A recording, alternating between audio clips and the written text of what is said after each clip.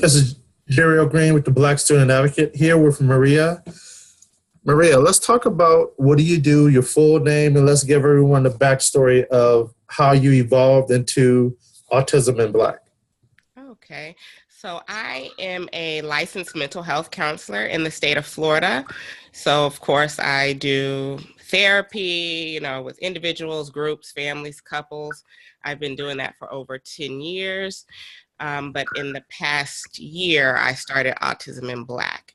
And I started Autism in Black because my now 6-year-old, but then 18-month-old was diagnosed with autism. I saw signs as early as 6 months in her and sought out on the journey to get her tested and to get her diagnosed. And that in itself was a long journey.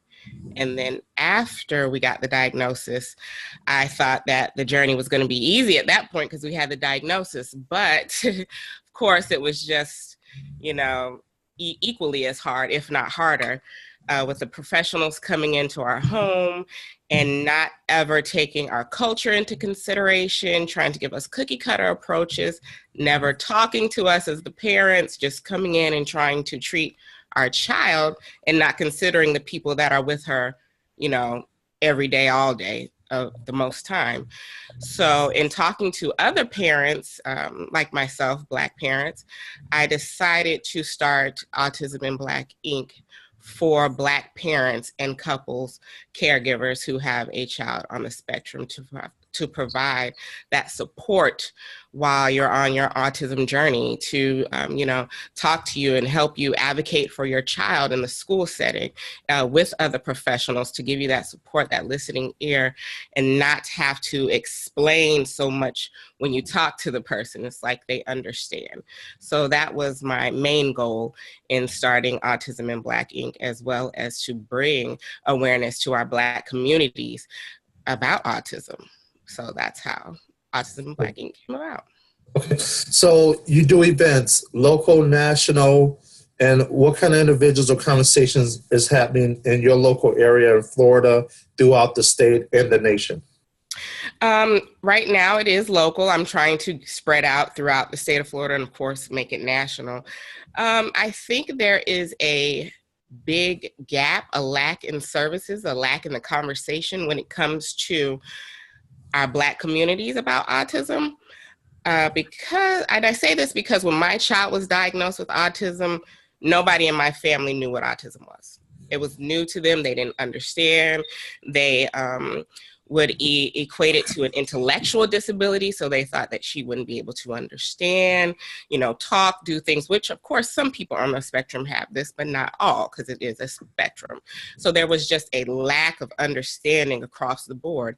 And I live in a heavily Caribbean Haitian population neighborhood. My husband's Haitian, and there's a lack and a gap in there as well, especially with the language barrier. So, we have a lot of parents who don't speak English, and they rely on their child to do that interpretation. And that, leads to a lot of things getting lost, a lot of things not being understood. So there is just a overall lack and gap in the understanding of autism for our communities. If you were to go to, say, the Autism Speaks Walk, it would not be a representation of what our true neighborhood, community, city looks like, because we are 90% Caribbean, Haitian, Black community, but when you go to the walk, it would be flipped the other way. So there's just not a lot of understanding. The word is not getting out, and the gap is there. So what are you, again, so let's talk about the events you've done over 6 months to a year, both ones you sponsored or produced and the other community events you participated in. So I've participated in a Autism in the Black Community Summit put on by a local TV show. So it was on Facebook. He streamed it everywhere. It was not in my county. It was in the neighboring county that I did that with. The AKAs and the Deltas put on a joint venture for Autism Month that I participated in to spread awareness about autism in the Black community. I myself put on the Autism Moms Summit with 4 other great ladies, to where we're doing this every other month to talk about topics that just don't get talked about in the autism community, as far as how it affects the rest of our children, our typical children, how it can affect our relationship, our marriage, common things that the parents may be struggling with. School events, trying to talk to the teachers and the educators about sensitivity training and things like that. What else? I'm trying to partner with Autism Speaks to do a joint venture to try to flip that, the way that the population is being viewed at the Autism Speaks event. So I'm trying to partner with them to flip that so it'll be an accurate portrayal of what the community looks like. There's a podcast that I've been on, the On Air Advocate. My husband has a podcast called Dr. Barry's Lunch and Learn podcast. I've been on that a few times talking about autism. And then just on social media in general. So whatever it is, any event that's out there that's talking about autism in my community, most than likely I'm going to be there spreading that awareness. So you said your husband has a podcast also. So doctor, what area is his specialty? If he's a physician or ED, what's his area? He is an internal medicine physician, so he deals with 18 and up. Okay. So right now, dealing with and managing the whole situation of your business, your daughter, and everything, what kind of support is there monetarily wise? Is there agencies out there that help parents when they have a child with autism, or what have you seen? There are many agencies out there that are providing the money. The problem is the community doesn't know about it. So there are several grants I know in the state of Florida that parents can apply for to get aid. Autism Speaks has several grants as well. They have one for those who have been affected by the hurricane. You know, I live in Florida, so we always have hurricane weather all the time. So there's a grant that they will give you the money because, you know, we had the last Irma was very hard on us last year, and a lot of people didn't have, they weren't working for weeks. There was no lights, electricity. So Autism Speaks had a grant to, you know, help you out so that your services wouldn't be interrupted and you could focus on paying your bills or whatever that needed to be. So there's that. There's a school in the area that my daughter goes to. It's a charter school and it's free, Palm Beach School for Autism, and everybody there is trained to deal with a child on the spectrum, and that's free as well. So there are many agencies. It's just about looking for it, you know. Of course, insurance is not covering a lot of autism-related services. I know for us, they cover nothing. We have to get our child retested at this point under the new parameters of autism, and I'm being quoted like $2,000 for the test. So, you know, when other parents, you know, have to think about paying for that, they can look up these grants, the McKay Scholarship and SSI, Medicaid, things like that, that's out there. So there are some resources. It's just about hunting them down and looking for them. So if someone wanted to get more information or find out about your organization, what's your phone number? What's your website? My website is www.autisminblack.org. They can go there. They can go straight to the Contact Me page, and it leads to my calendar, and it leads to them just putting a date to speak with me or just sending me an email. I do everything online because I know, as you know, parents of special needs children, we don't have a lot of time. So everything I do is online for the state of Florida. Outside of the state of Florida, I can speak, I can do strategy sessions with you, but in the state of Florida, I can do therapy and coaching with you. So how have the reception been in the autism community when you come in saying autism in Black? What is it? Or is it? It has been the most welcoming reception. Okay. And it's because, you know, they have somebody that looks like them. and that understands them and understands our culture and understands, just, language stuff that we may say that you don't have to explain. So I have been getting a very warm welcome. And, I was like, oh, why didn't I do this sooner? Because my husband has been trying to push me out to, because my focus initially was just on perinatal mental health. So postpartum depression, postpartum anxiety with Black women. And I did not want to get into the autism realm because it's so close to home and I get a little passionate about it. Right. Right. So, he's been trying to push me out there, and I finally said, okay, I'm going to do it. And I was like, I should have did this a long time ago. It's a definite missing piece, and the reception has been overwhelming, to say the least. So now that you're out, are you getting requests from schools to be a contractor, colleges to be a contractor? How has your business been able to move forward besides just the counseling? Yes, I have. I am now working with the school board on setting up a independent contract of services. We're going through the contract process and deciding how that looks, especially since I work a lot with the parents and the educators. I don't work with the children. So just the training of the educators and probably some parent groups, support groups at some of the local schools. Okay. So how big is the autism community down there in your school district? How many kids? I couldn't even, I can't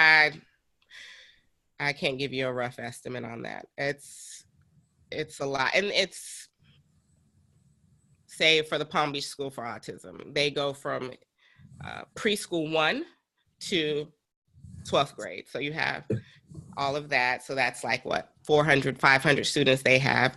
Then we have a few cluster schools that the children can go to, and they, let's say that they have maybe 1,000 in each school. So it's pretty big. I mean, we're at the point where we're 1 in 58 at this point. So, and then there's the ones that are not diagnosed, that are not getting the diagnosis. So I can pretty much go into the Publix and see maybe 4 kids that I would know that would be on the spectrum, just grocery shopping. It's not a rare diagnosis, which is, crazy because the services are so rare. But it's not a rare diagnosis. So it's heavily populated, not just in my county, but the neighboring county of Broward County, Miami-Dade County. The reason I asked that question is out here in California now, a lot of schools are getting what they call APACs, African American Parent Advisory Councils. So I think you would need a APAC with the emphasis in autism in a school. Still meet, if you got 400 to 600 kids, then Black population still needs a different need and a different advocate for that area in that school district. Mm-hmm. It's not all cookie cutter. No, well, here it's quite different. We probably do need something like that, but no, it's quite cookie cutter here. It's and the services as well are spread thin, and then the services that some of the parents are getting are not quite up to par because of the individuals that the agencies are sending out. So we have a lot of work to do in Florida. Okay, so you've been around right about a year. So what's the 3-year, 5-year, 10-year plan? Well, so in 3 years, I would hope to be covering the whole state of Florida, hope to have a brick and mortar business that is servicing the community, and not just myself, but of course other therapists.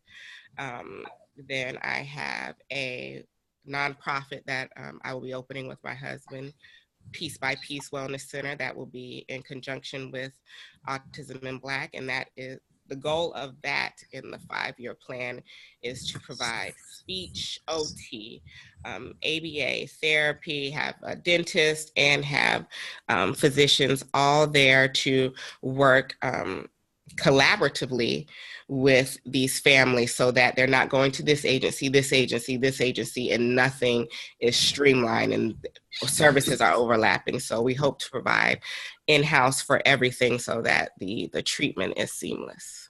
Yeah, place-based healthcare right there in the community to meet all the needs in one building. That's good. One building, yes. Yeah. So right now, with your motto, and because so then doesn't the school have money if the kid has an IEP or something like that set aside to whereas you can go in as a contractor separate for what you're doing with everything else, or are they?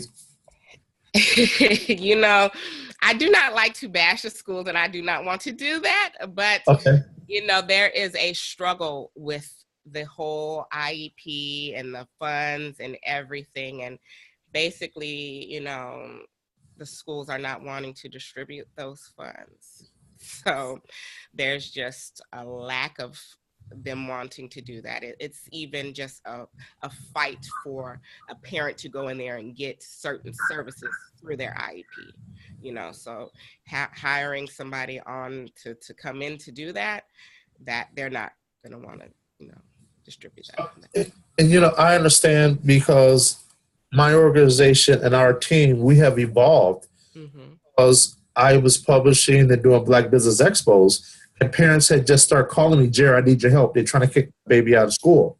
So I went a couple times, you know, just as a Southern California Black Business Expo and a concerned citizen. And this is so big, I got to start a whole nother organization. So I started another corporation, the Black Student Advocate.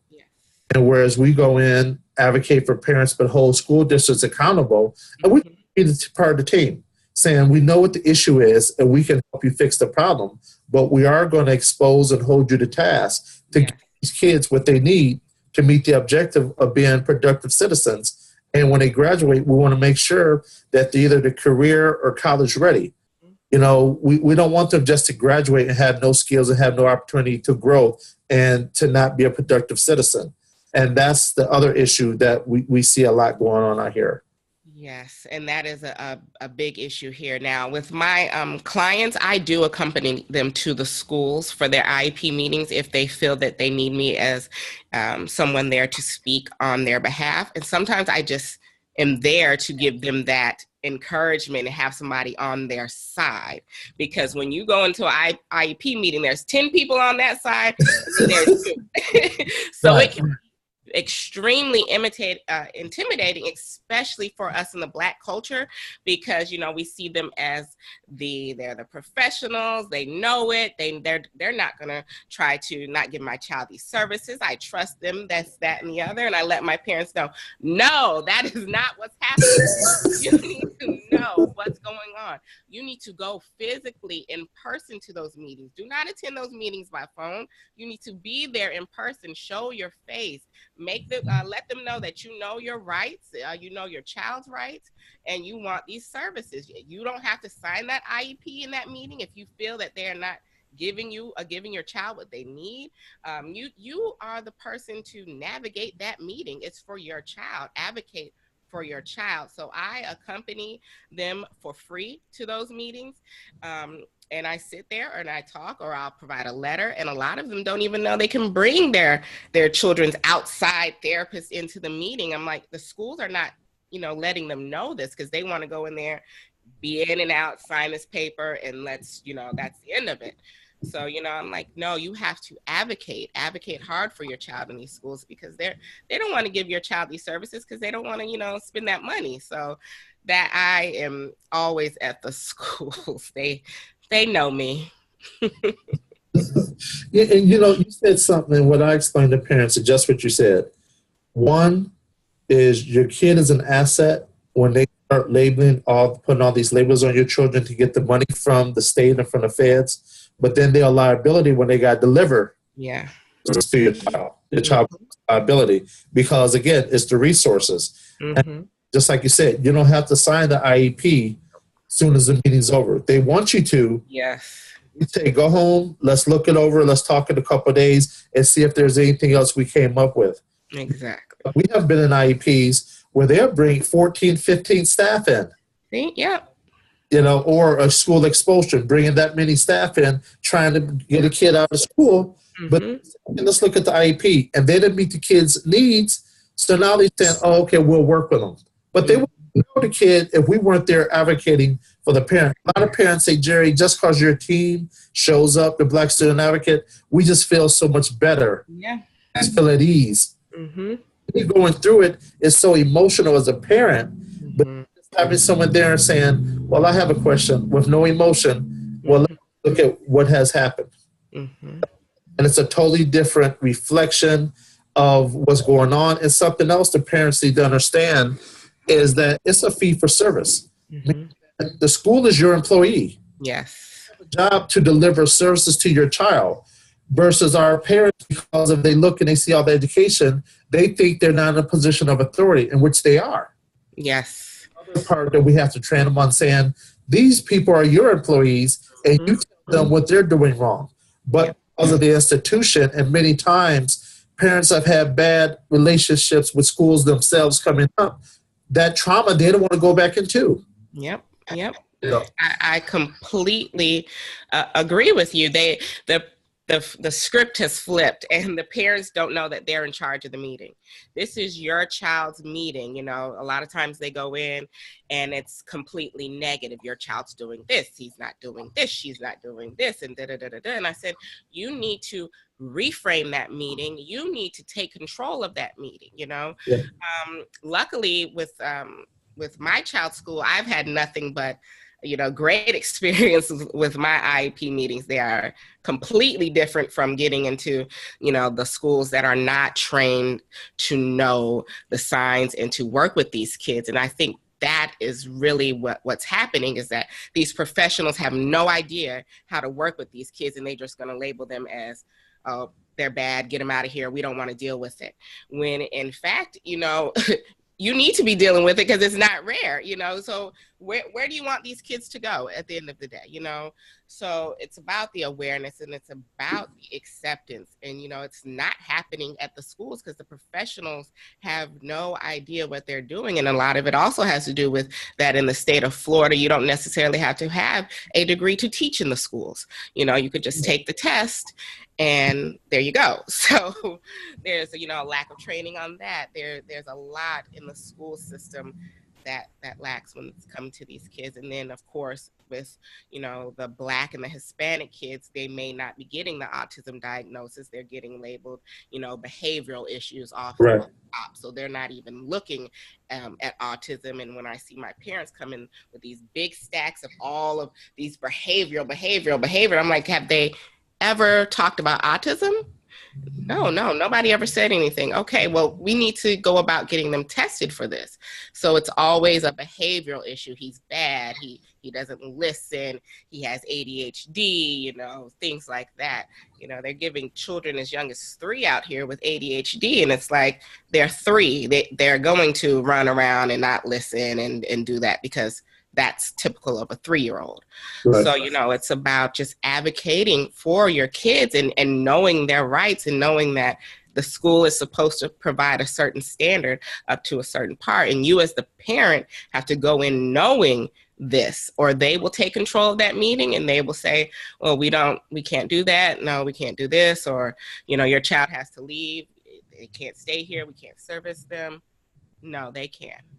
And if you know your rights, and if you know those special education laws, you will be successful. Or if you have me coming in there, or you coming in there, they don't have too much to worry about, because I'm going to always leave with a successful meeting. We've had, so we started now less than a year.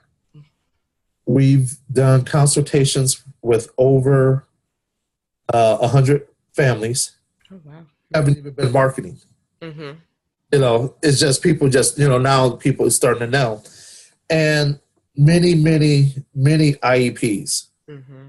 But the funny thing is, on at least 5 occasions, as soon as the parent said, okay, I'm going to have my Black student advocate come with me, the school said, no, well, we can work this.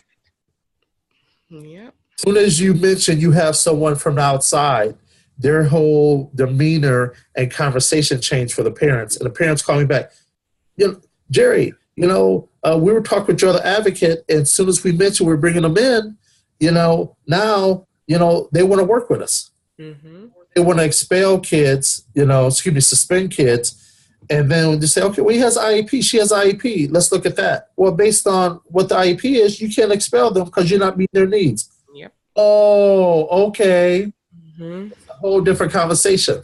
Yep. That happens here as well. In my neighboring county, I worked a lot in the agencies and in the in-home settings, working with the at-risk youth, as they would label them. And a lot of times they were never expecting the therapist to come to the schools. I was at the school every week. They knew when I was coming, stuff was not going to be going on as it was, because they were not servicing the kids. And that's what I try to encourage my other colleagues as well. We have to show up as well and advocate for our clients. It takes more than just sitting in for an hour session. We have to show up at these schools, because the schools will try to do some underhanded things, and they will try to get these kids out of there, where they will not try to service them. And it's sad, and because I have my second private practice. And when I was starting Autism in Black, I wasn't doing any kind of advertising or putting myself out there, but, people started to find me, and I was still trying to set, my other private practice and get that to where it was running by itself. And then I was like, oh my God, I'm going to have to, go ahead and jump in here, because people are getting in contact. They want me here. And it's like, okay, I wasn't able to quite get my other practice to where I wanted it to be running more efficiently by itself. And I was like, okay, there is a definite need, for Black professionals in this particular niche, because, when we show up with the parents, it's a whole different tone. I've, in the team, we came up with actually a grading system. Okay. In California, and again, I'm sure it's possible, they're dealing with A through G, basics just to go to college. Mm. But we came up with A through H requirements, and it's a pass or fail for school districts. Okay. And A is for attitude toward the Black child, B, behavior toward the Black child, C, care for the Black child, D, discipline of the Black child, E, evaluation of the Black child, F, false evidence appearing real about the Black child, G, grading of the Black child and guidance of the Black child, and H is the holistic approach to the Black child. Mm-hmm. Because what we see is that the issues that we have dealt with over this first year are dealing with all them things. So if you cared for the Black child, certain things you wouldn't do about. If, again, you wouldn't tease the Black child. What we have is, we have a lot of calls we get where staff are bullying students. Yeah. Mm-hmm. So now, and I know that's going on in the autism community also, and it's just, I'm like, when I first started getting calls, I'm like, really, the staff? Because again, that's a lot. You would think other kids, but then now you get the staff bullying. Yeah, they could be worse, and a lot of times, especially in the younger grades, they're modeling that behavior for the rest of the class. So then it becomes a whole us against you type of thing, Yeah. And that's why I say the training and the lack of training for these professionals in these schools is just, it's non-existent, because they're not understanding how to deal with the children that they're working with on a daily basis. Right. And that's a whole nother level of unconscious bias right there. So I'm in the Black lane, and unconscious bias and how you treat and the fear and everything of the Black child. But now you got a whole nother conscious bias for the autism community, saying, something, you can't just think right away and go all the way to the left. You have to now work with this child. Mm-hmm. The capabilities are versus saying, oh, they can't do anything. Yep. And a lot of times, especially, since the statistics show that our children are getting diagnosed at a later age, sometimes even in the school setting, they know it's autism, but they'll say, oh, it's a behavioral issue. He doesn't know how to sit down. He's disrespectful. This labeling, especially our Black boys. Oh, yeah, for sure.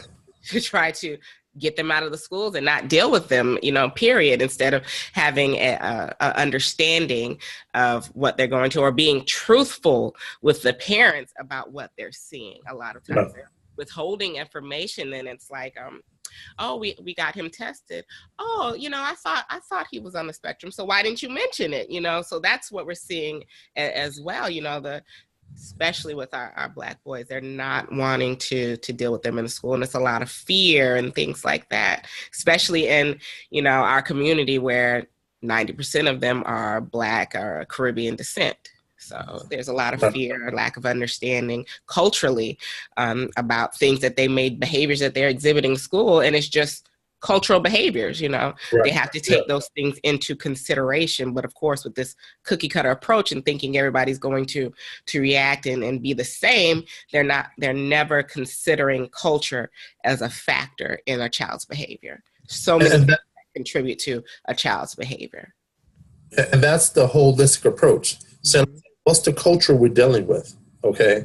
And really out here in California, we're very regionalized, which means so where I am is what they call the Inland Empire, San Bernardino, Riverside County. Okay. You go to Orange County, it's a different culture. County is a different culture. San Diego County is a different culture. So you have different cultures within Southern California because of the geographic areas and things like that. And what you're saying is just the community, how the mixture is. Yeah, the teachers need to understand the unconscious bias of the culture and then dealing with the babies and everything. So when kids say something, that's just what a kid does from that culture. And you look at the holistic approach, like, okay, I get it. I understand. So one, if like you said, if they're not having a baseline of at least college, and that could go either way. Someone has a passion to teach, they could be a great teacher without a degree because they're going to want to learn and then on that level versus side, someone has a degree and just there to catch a check. So it can be both ends of the spectrum, so. I agree with that. Definitely agree with that. So give your website and your phone number again, please. My website is www.autisminblack.org, and my email is info@autisminblack.org. Everything is done online. There is no phone number. It's just all done completely online. We meet on a HIPAA compliant platform. So, everything is done online. You email me. I'm on social media. I'm at Autism in BLK on Facebook, and then on Instagram and Twitter, I'm Autism in Black.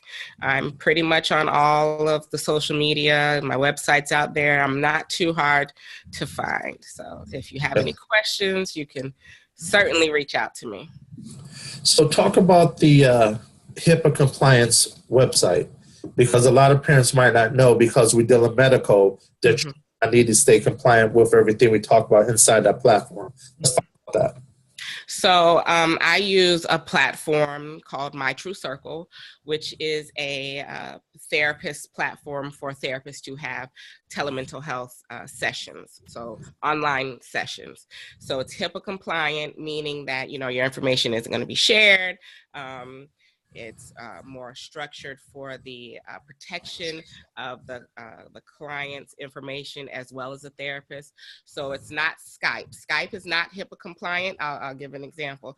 Skype, FaceTime are not HIPAA compliant. So you cannot have sessions on there because you don't know who's listening in, or, things like that. That can be a breach of the information, a breach of, platform. So with things like My True Circle, there's one called VC. Zoom has a HIPAA compliant one as long as you get the BAA signed. So you have to make sure if you're doing telemental health sessions that it is HIPAA compliant. Just like when you go to your doctor and they can't share any of your information, can't have, the list on with the patient's name where I can see other patients because they're protecting the information of the others. It's the same when you're doing online therapy. We want to protect, this session. So we don't want anybody else to be able to listen in or get that information, or the information being stored by the platform itself. What is your biggest frustration working in this lane?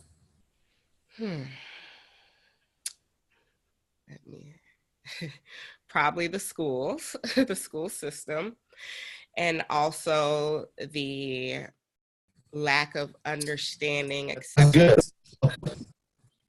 I'm sorry, can you hear me? Okay. Yes.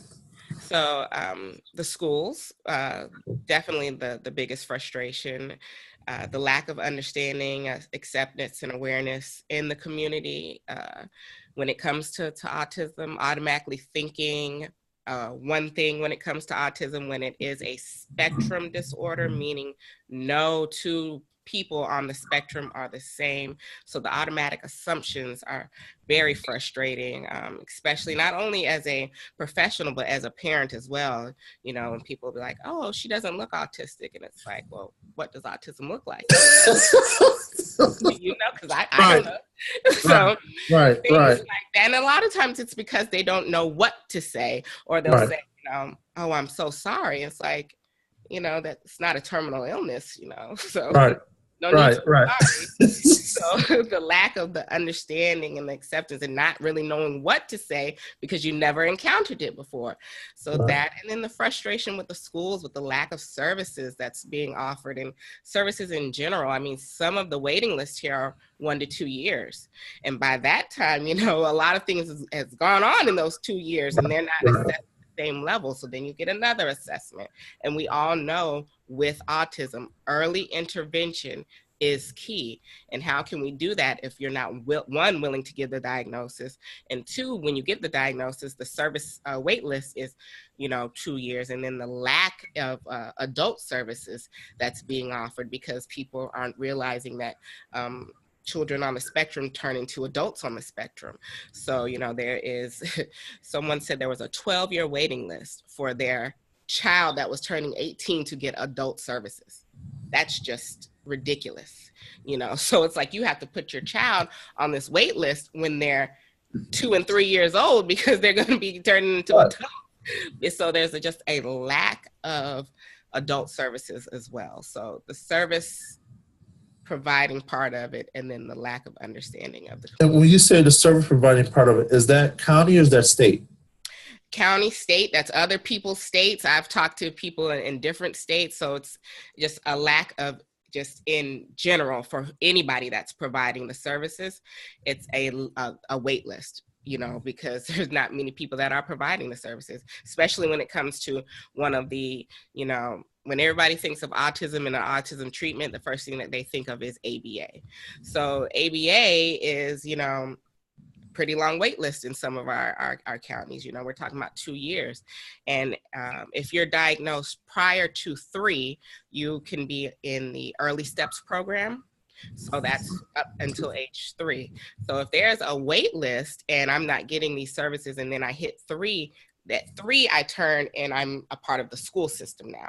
So those, you know, early learning interventions no longer apply to me. So now I need to go to another, you know, platform, which is the school system, and try to get my services through there. So it's not seamless. So if I'm on this, you know, wait list, or even if I get the services and then I turn 3, those services stop, and then I have to then go with the school and try to get the services there and the testing and all of that with the school. So there is just a lack of services that people are providing, the wait list, testing. There's not many people that can test to give you the diagnosis. And when they do, like, you know, myself, I'm gonna have to pay $2,000 for her to get an updated test. And that was on the low end of the quotes. So, you know, it's just a lot of work to do for a diagnosis that's just not rare. 1 in 58 children is not rare. So how is the governor or the county supervisors or the assembly people or the senators, is there, and how strong is there a PAC? How strong is the political action committee in that, autism? That is something that I'm currently trying to get involved in. I've never really been involved in the politic aspect of it, but now I am trying to get involved in the policy aspect and meet with the lawmakers and meet first, you know, on ground level with my community first to try to make some differences, and then, you know, take it up the ladder just to show that, hey, we did this here. So if we do it here, just think about if we do it in this county or in this county, you know, trying to spread it out. So currently I'm trying to partner with some individuals I'm working with getting these services here, and talking to my, my colleagues about getting into the autism niche as well, and providing these services. And a lot of times, people think that ABA is the only type of service that they can get, when they could just go to a mental health professional that specializes in CBT, cognitive behavioral therapy. If their behaviors are, certain behaviors you do need ABA with, but CBT can treat behaviors as well. So it's being knowledgeable about where your child can go as well, and trying to get alternatives to the treatments, and not having to wait 2 and 3 years for the county to give you the service, or having to pay out of pocket, so it's a lot of work we have to do. So is there or have you thought of creating a age timeline? An age timeline for basically, if a kid is 0 to 3, these are the services. If some parent just new to it, how would they know how to, you know what I'm saying? There's no map. That I am coming out with a Autism in Black parent guidebook. Okay. It's going to be coming out at the end of summer. Okay. And that will take you through the my child's been diagnosed, now what? So it'll take you through, services, what to look for. Of course, each state may call it something different, but it's pretty much an outline of what to do now, how to get these services. Because like I said, I'm a therapist. My husband is a physician, and it was still extremely difficult for us in the field to get the services. So those who don't have that education, they're not knowing where to go. And I'm trying to save them many hours of Googling and trying to see where to go. Because a lot of times you don't even know the names of where to go. So even for me, when getting my child diagnosed, I didn't even know the name of the agency to take her to meet with the multidisciplinary team. And my pediatrician didn't want to give me the referral to go and meet with the team, because she didn't feel my child was on the spectrum. So, not knowing what the name is, and then this person not wanting to give me the referral was, hindering our progress. So I want to save parents that time, especially if, the pediatricians aren't, believing you and believing that, your child may be on the spectrum. Because it's always, what's the harm in getting my child tested? What's the harm in getting them the services? It's only going to help them. So the fact that professionals try to hinder you in this process is frustrating. So that's the purpose of the guidebook, is to guide you along into what to do next. If you got the diagnosis, what services can I do? What can I do? What's available to me for funding? If I don't have the diagnosis, but I suspect my child may have the diagnosis, how I can go about getting that diagnosis. Okay, my child is now an adolescent. What's available for my child? Because we now all know at adolescence age, puberty starts to become a factor. So how are we, handling puberty in our children who are on the spectrum, when they cannot really advocate and tell us, some of the things that are going on with them? Or now my child is, about to turn 18, and what's next for me? Just simple things like that. Simple things like knowing about a special education trust for your child, and getting those things set up in your estate planning, making sure those things are there for your child. Because I know, especially in the Black community, we do not like to talk about death, dying, and leaving our kids. So we have to go there, and we have to make sure that they're set up, because we're not going to be here forever. So they need to have some sort of security. So the guidebook is going to cover all of that, and it will be out at the end of the summer. Okay. How many pages? How big? I am still writing it right now. It's about 50 pages. It's a chapter. So what it is, it's that I basically tell a little bit of my story. And then at the end of the chapter, it's outlines, some workbook pages, things for you to set it up for how it's working in your environment, in your family. Because how something worked over here for me, you may have to switch it up for you. So I'm providing that structure for you to set it up for yourself. And then the hope is, by the end of the book, you now have all these tools to be, go out there and advocating for your child and setting up a future for your child. So is it a workbook or both workbook and book? It's a workbook and book, so it's a guidebook. Okay. Okay, good. Okay. So is there anything I didn't ask yet that you want to make sure that you tell the people who might watch this video? Um, no. Well, the most important thing that I always like to let parents know is that when I am speaking about autism, I'm speaking from not only a professional, but most importantly, a mother. And when I was going through all of this to get my child diagnosed and get her services, I wasn't a professional. I was a mother trying to do what was right for my child. So for the parents out there, be your child's advocate. And if the professionals are not doing what you believe that they need to be doing, fire them. Get a second opinion, and it's okay to do that. You don't have to feel guilty about that. Do that because it's for your child and setting up that future for your child. So you are the expert in your child's life. You know, yes, as professionals, we do have a certain standard of knowledge, but we are not the expert for your child. You are. So you know what your child needs more than we do. So make sure that you advocate for your child and don't let any of the professionals intimidate you or bully you. So let's go back a little bit, talk about the pediatrician who didn't want to give you the referral. Yes.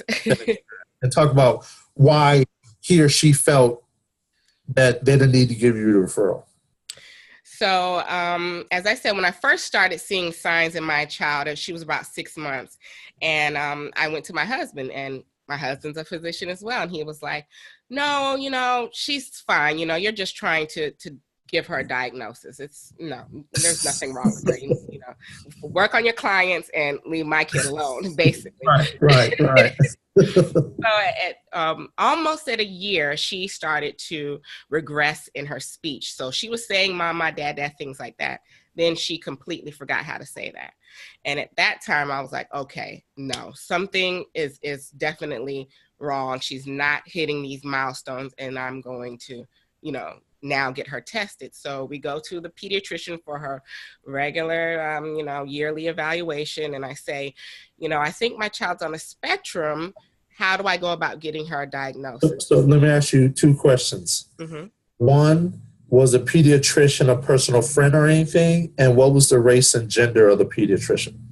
Pediatrician was not our friend. I mean, we consider her our friend now because, you know, she's been around with this. Right. But at this time, no, she was not a friend. And she is a Caucasian woman. So we go in there, we're talking to her, and she's like, you know, she was premature. I don't think there's anything that's going on with her. Let's give her more time to catch up. Let's see, you know. So, you know, I give it a month, and then I go back and I say, okay, yeah, I'm just going to need the referral. I just need the referral. I need to know who I need to go to get this done. And at that point, she saw I was not leaving. You know, I was serious. So she did give me the number. Now I call the number, which is the Early Steps program, and it's not a person that you talk to. It is a answering machine that you leave a name, a number, and what your concern is. And then they'll call you back in 7 to 10 business days. Yes. Wow. Yeah. So they'll call you back in 7 to 10 business days. Was this two questions? Mm-hmm. One, how many times has the pediatrician dealt with autism or new signs? 1, and 2, was that a private organization? Was that a government organization with the 7 to 10 days callback? That is the county government organization that you're calling. It is the Early Steps program by the state of Florida. That's ridiculous. Yeah. So I'll tell you another story about that in a second. But yes, and I think because I was having a conversation with my husband about this, I think that because there are only a minute amount of people who can actually diagnose autism, I think physicians in general lack the training and awareness of autism. So, you know, because if she's not a developmental pediatrician, she's not really dealing with that side of autism, and she can't diagnose autism herself. Right. So now they've come out, you know, this was of course like 5 years ago. Now they've come out with, you know, these developmental checklists that they're supposed to be using when they're doing the yearly exams. And if they don't meet a certain criteria, then they're supposed to talk to you about autism or, not meeting a certain milestone and go about getting tested. But, that's still a work in progress. So I think her understanding was, of course, not the understanding and awareness that I was having as someone who was in the field and dealing with it. So I think that was the struggle. And a lot of times physicians, they have a certain God complex and they don't want to be wrong. So they don't want to say something and then be like, okay, yeah, I was wrong about that. So they're not so confident in saying, I think, your child may be on the spectrum. I think they may need to be tested. So I think there's a lot of factors when it comes to our pediatricians when wanting to get the referral for autism. So, yeah, so she finally gave it to me. I called the Early Steps program. I wait my 7 to 10 business days. Probably was more than that. They call me. And then they say, because they're calling for the whole county, they ask where you're at. And then they say, okay, you can have an appointment to meet with the multidisciplinary team in 2-3 months. So then you get this appointment that's 2 or 3 months later. And you go to this evaluation, and there is a developmental pediatrician there. There is a OT there. There's a physical therapist there. There's a speech pathologist there, and a child psychologist there. And they're all doing the testing for your child. So my child at this time was not quite 18 months. So they're doing all the testing, and at the end of the testing, they say, yes, we do believe that she is on the spectrum. However, because she is not 3, we cannot give her the diagnosis. You're going to have to go to a neurologist to get this diagnosis. So then it was like, okay. So now I had to go back to my pediatrician and figure out what kind of neurologist I need to see. And it's a child neurologist, and there are not many child neurologists in general. The closest one to us was an hour away, and there was a wait list for that as well. So we go and see the child neurologist. We finally get in for our appointment. And the child neurologist, because of, being a physician, they want to rule out certain genetic factors. So they have you go through a slew of genetic tests that are quite expensive and your insurance doesn't cover. And then they get the test back to know that. And these are things that they would have known, especially by the time, at 1.5, that they would know if your child was exhibiting these things. But of course, they have to rule it out. So we did all the testing, rule it out. And the neurologist says, I believe she is on the spectrum, but because she is not 3, I don't want to give her the diagnosis. Now, by this time, I'm just fed up. I'm fed up with the process. Everybody knows my child is on the spectrum, but nobody wants to give her the diagnosis. And the way it works at that time is that if she did not have the diagnosis, she couldn't get certain services. So right. Everybody knows where she's on the spectrum, but you're not giving me the diagnosis. I cannot get the services. Early intervention is key. So at this point, I just tell the neurologist, I will be here every day. I will call here every day until you give me the diagnosis. I'm going to sit here in your office, and I'm going to look at you every day until you give me this diagnosis. And he gave me the diagnosis. So I was able to... right there at that point, or did you have to... No, I had to sit in that office for a week, but he finally saw I was serious. So now let me ask this question. With all this is going on, a lot of this is coming out of you and your husband's pocket. Everything came out of our pocket. So what kind of ticket do you think someone's, because if your money is a little tighter, you guys are a little better position. But if you don't have the wherewithal or the resources to get in that lane, kid, set up till 3. Yeah. So the early steps testing through the state, that was free. So us meeting with the multidisciplinary team was free. So that was free. But the neurologist and the testing, that was not free, and our insurance did not cover that. So we were paying out of pocket for that. So that is something that I've been trying to work on, but most people are just going to wait until the child is 3 before they make a move, because they don't have the money to pay for that, or they don't know about how to get the funds to pay for that. Medicaid covers some, not all in certain situations, depending on the type of Medicaid you have. So a lot of people do wait until age 3 to, you know, get these services and get the diagnosis. I mean, like I said, you're what, a year and a half, 2 years behind the scope. Then you're trying to catch up. Yep. And they all know. And then by that time, like I said, when you hit age 3, you're no longer covered under the Early Steps program in Florida. You're now a part of the school system, because if you have a developmental delay, they start you at preschool at age 3 instead of age 4. So you are now under the school board. So you now have to go through a different type of program. So it's not the Early Steps program. So for instance, my child turned 3 in June, and the day before her birthday, services were cut off. There's no services. We're not providing services. Mind you, they only pay for one service anyway. So we were paying for everything else out of pocket. But so that service stopped, and it's like, okay, for certain families, there's a gap, especially if they have a summer birthday between school starting and the services ending, you know. So there's that to think about. It's a lot that's just, it's not seamless. It's not in the county, you know, they do get a lot of calls. They do get a lot of calls, and there's a lot of people wanting the services. So, you know, my son, we also have 2-year-old twins, and one of the twins has a speech delay. So of course I called the Early Steps to get him, you know, tested. And I called them in February, and I still haven't heard back from them.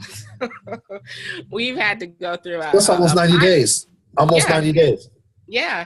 And at this time, he turns 3 in August. So it's like, you know, I'm just going to go ahead and go through private agency and get him an evaluation and, you know, get his speech done. Because at this point, it's like, you know, how much longer am I waiting here? So, and I'm calling every week and leaving my name and number on that little answering machine, but I'm not getting, you know, a call back. So it's you know, it could be better, but of course there's a lot of people in the state that are calling, in our county that's calling, and they probably don't have enough professionals to meet the demand and the needs of the community.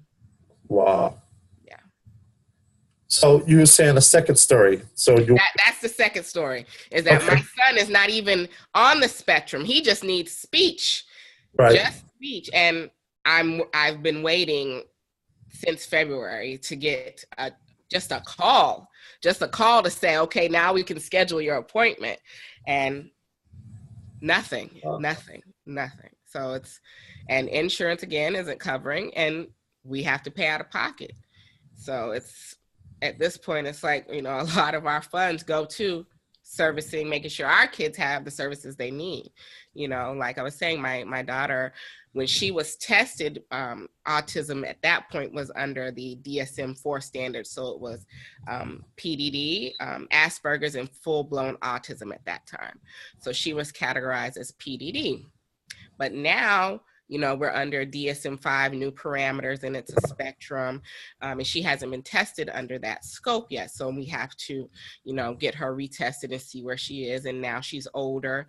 We can test for learning disabilities and things like that.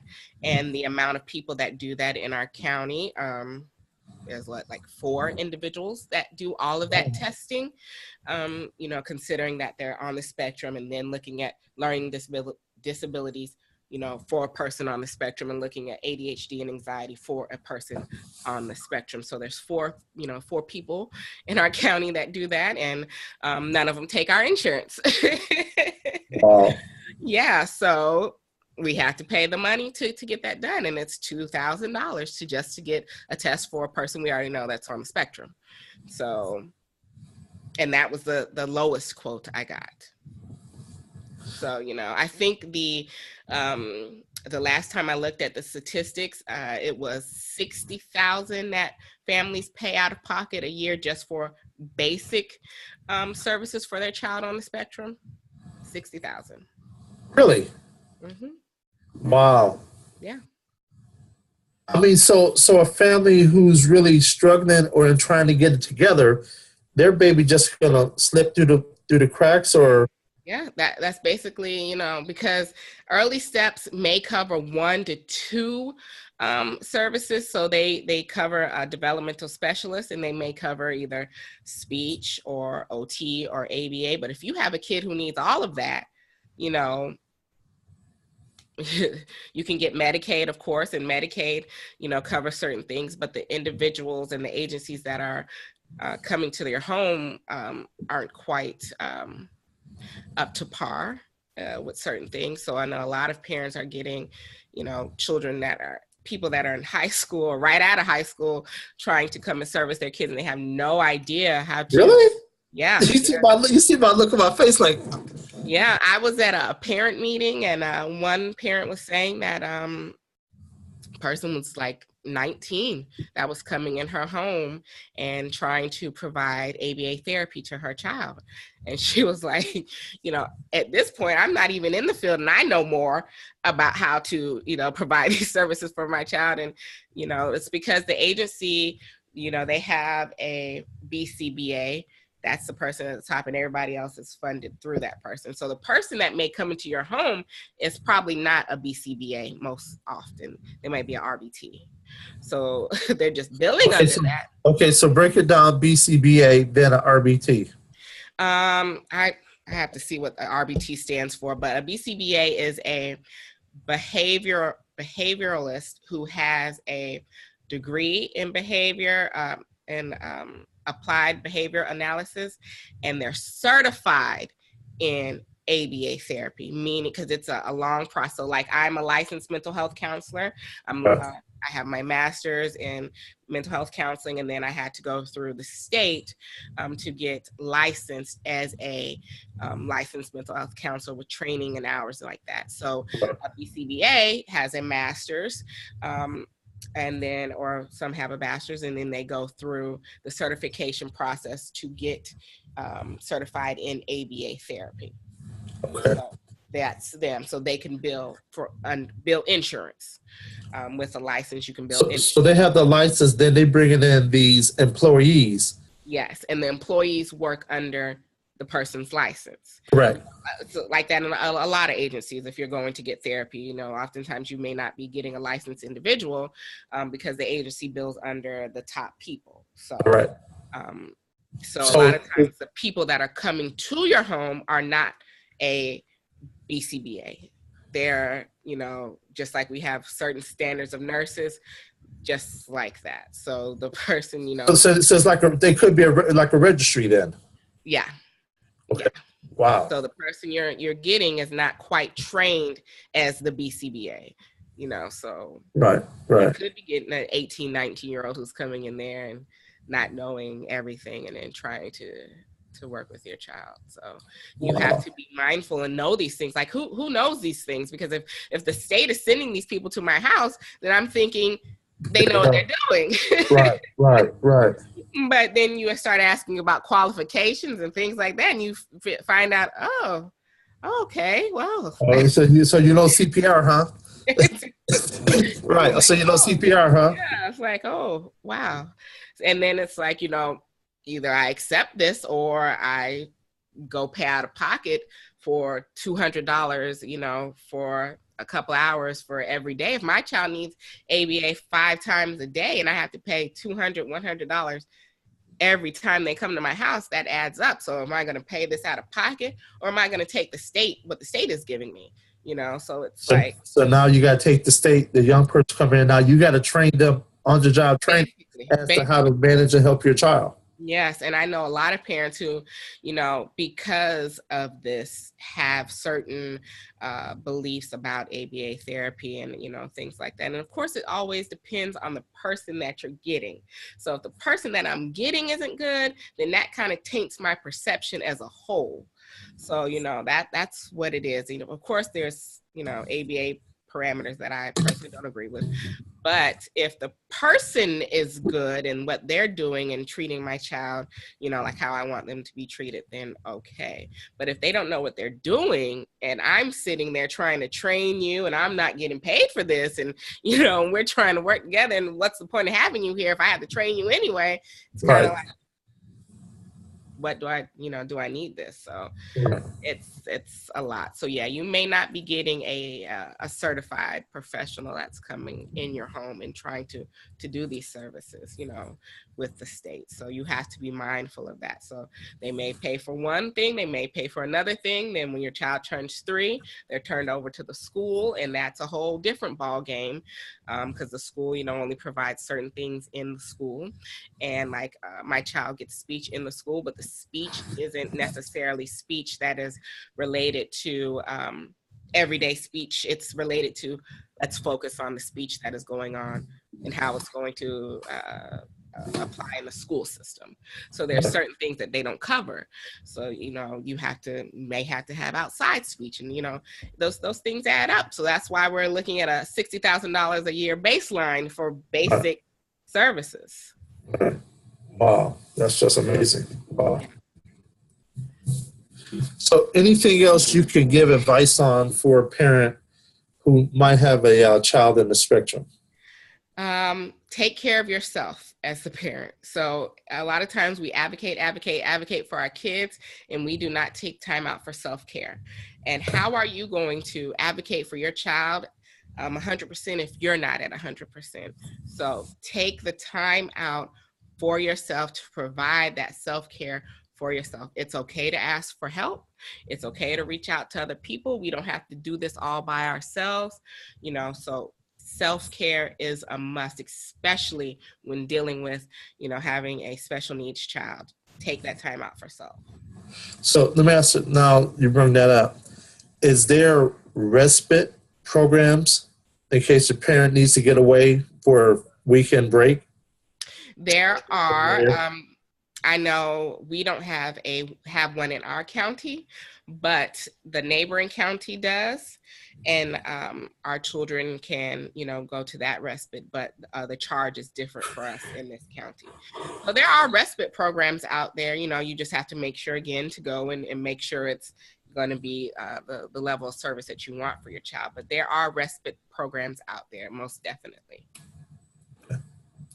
And again, anything else you want to make sure you tell anyone who might watch the video, and also give your contact information again? Yes, it's www.autisminblack.org, and you can email me at info@autisminblack.org. And, just look out for that guidebook coming out at the end of the summer, and there will be a free self-care affirmation book that I'm going to be putting out on the Kindle that will be free for the rest of May for Mental Health Awareness Month. So that comes out next week as well. So if you follow me on any of my social media or go to my website, that information will be put on there once the book is live, and you can get it for free. Okay. So, and did you give your website again? www.autisminblack.org. And so we talked now for about an hour. We talked about your organization, talked about what you had to go through personally, how you got into the lane, what you see as the future, how you want to expand your business next 3-5 years. What about speaking? Are you on tour? Do you go speak in other states and things like that? How does that work for you? I am currently have only been booked to speak in the state of Florida. Of course, I'm open to speaking out of the state. I've applied to speak at a couple of mental health conferences to bring the awareness there. And of course, they'll look over it, and it's a process, and they'll get back to me on that. Right. But yes, I am currently, I think the way that it's going for me personally is it's shifting from providing direct therapy to more overall providing the awareness through speaking and training and workshops, which is why I will have to bring in other therapists to support me to go out and do the work with the parents. All right. Again, thank you for your time, Maria. Thank you. Maria Green, Black Student Advocate.